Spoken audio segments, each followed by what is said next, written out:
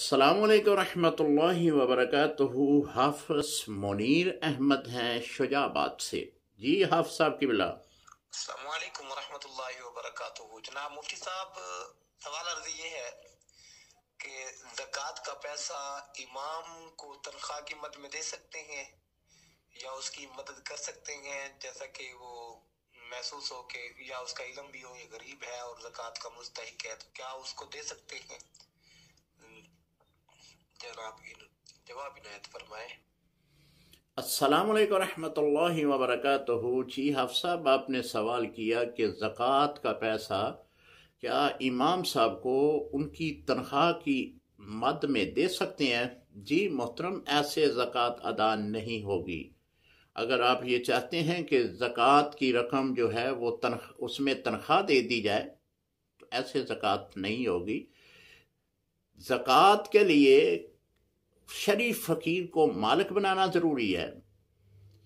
एक तो आप पहले ये देखेंगे कि वो इमाम साहब शरीफ फ़कीर हैं। अगर वो शरीफ फ़कीर हैं तो वो ज़कात दें उनको। अगर शरीफ फ़कीर नहीं है तो फिर आपकी ज़कात अदा नहीं होगी। लेकिन ये जितने भी आइमा हजरात हैं, ये जो मस्जिदों में नमाज़ें अदा करवा रहे हैं, ये वैसे ही इनकी माली हालत बहुत कमज़ोर होती है, क्योंकि बहुत ही कम तनख्वाह में जो है ये फरीदा सर अंजाम देते हैं। ये तकरीबन शरीफ फ़कीर है।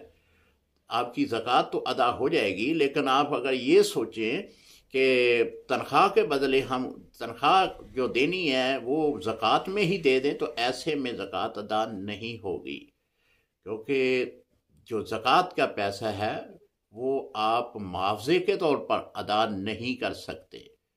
ये सदक़ात वाजिबा है, और सदक़ात वाजिबा जो है वो मुआवजे के तौर पर आप नहीं दे सकते। अस्सलामु अलैकुम रहमतुल्लाहि व बरकातुहू।